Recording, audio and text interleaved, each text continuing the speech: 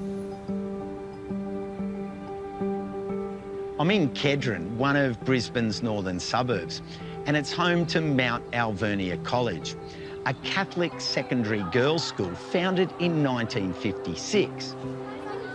950 students turn up each day to hit the books here. This school has put the garden front and centre. Where did the garden begin?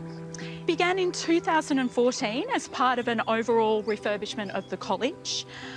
We were really looking to ensure that we had a beautiful garden, La Foresta, that really reflected our Franciscan heritage. Sam Jensen has been the school principal here since 2021. So what are the main elements here of the garden and its design? It is a place of learning. It's a place of atmosphere, reflection. It's productive. We have 20 garden beds which deliver us delicious fruit and vegetables, including tropical fruit, because we are in Queensland. And how's it engaging with the students and the staff? The students come here to use it for science lessons, for art lessons. It's a place for staff to escape their marking. And it really is serving our community beautifully. Surrounded on three sides by the school's buildings, the architecture complements the garden.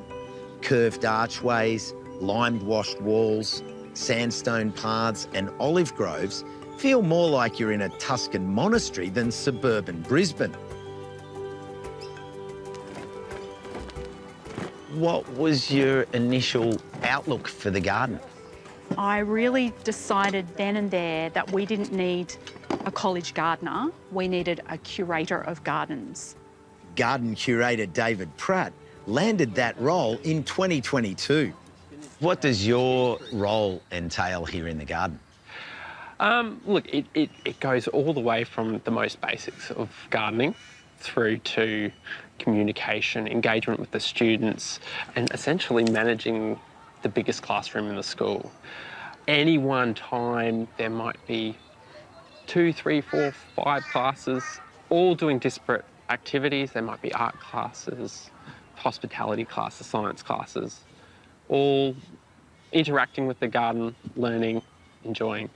What are you actually growing in the garden?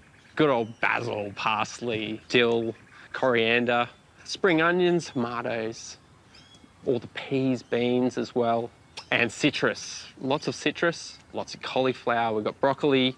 We've got some lovely cabbages coming on as well.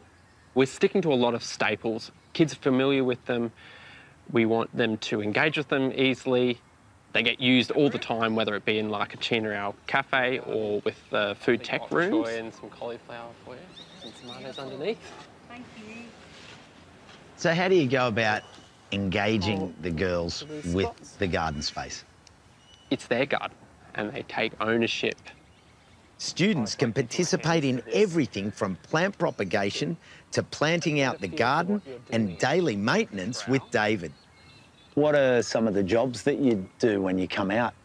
We like helping with the chickens and planting different plants. Are there any jobs that you maybe don't like doing, or is it pretty... Going near the chickens. I'm not a chicken person. Who looks after the chooks? Dave. And You're in- Johannes. Oh, yeah. Yeah. Oh, yeah. How important are the chickens in the garden community? They're the most important ambassadors to our garden. They're a really integral part of our composting cycle, our waste management cycle. The kids are down here all the time, cuddling the chooks, learning what it's like to have a chicken and understanding their nuances and likes and dislikes.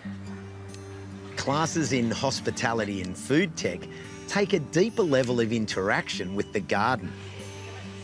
Food tech students source produce, then design their menus around what's available.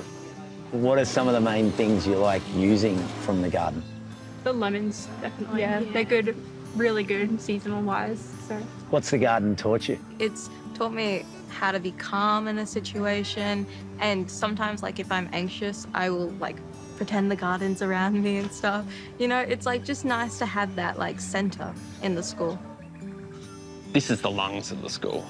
It's where people come to breathe because they're a bit overwhelmed, a bit anxious, they need to retreat and re-engage. Sometimes you just need to unwind a little bit and just come out here and take a break. I wonder if you can give it a little head massage, it'll like fall asleep on you. Oh, I'm sorry.